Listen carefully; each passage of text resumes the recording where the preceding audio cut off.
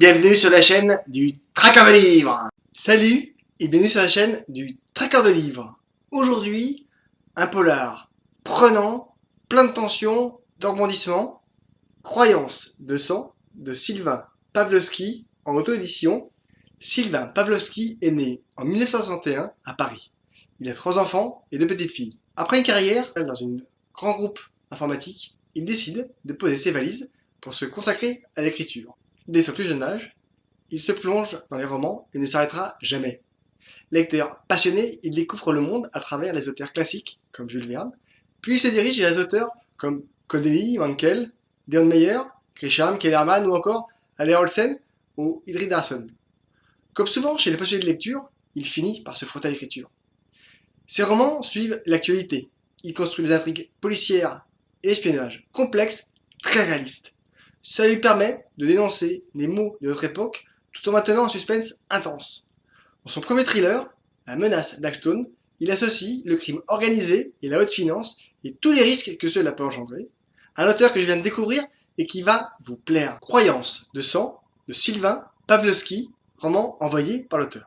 La France est écrasée par la chaleur. Le mois d'août est brûlant. Le pays se remet des heures tragiques qu'il vient de vivre.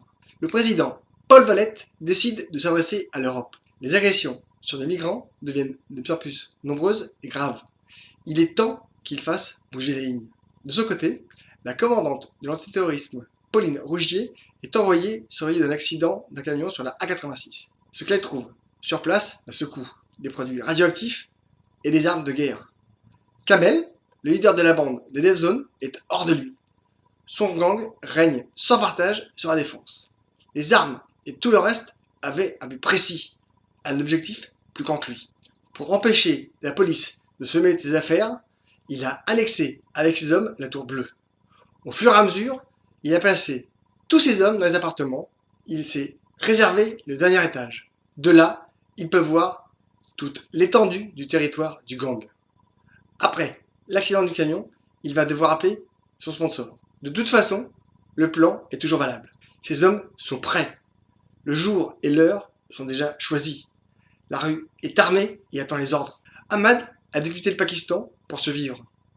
Son unique but, s'accrocher à la vie et tout tenter pour respecter le sacrifice que sa famille a dû faire pour que lui ait une chance. On le suit durant tout son voyage, sa traversée. On le voit survivre au milieu de la misère humaine. On se frotte à la lie, à la pire des crapules qui profitent des détresses humaines. Il est entouré de violence, mais il garde cette lueur, cet espoir, cette envie de vivre. Pauline Rougier doit puiser dans toute son énergie. L'enquête avance, mais trop lentement à son goût. Elle sait qu'un attentat de grande ampleur est en préparation. Elle va devoir avancer et vite. Plusieurs personnages apparaissent au fil des pages. L'auteur prend son temps pour bien les présenter. Petit à petit, l'histoire s'installe. Tout est parfaitement construit. L'auteur va développer de nombreux personnages dans tous les milieux. Chacun va intervenir dans la narration au fur et à mesure. Le rythme ne cesse d'augmenter. Plus on avance dans l'histoire, plus les personnages doivent courir.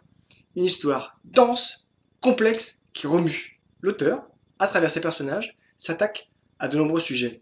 La religion, la politique, le repli sur soi, mais aussi l'humanité. L'auteur livre ainsi une histoire terriblement réaliste, ce qui est d'autant plus crédible. Mon seul bémol, certains passages dans la description sont un peu longs. Parfois, à trop vouloir décrire ces personnages, le rythme baisse avant de reprendre.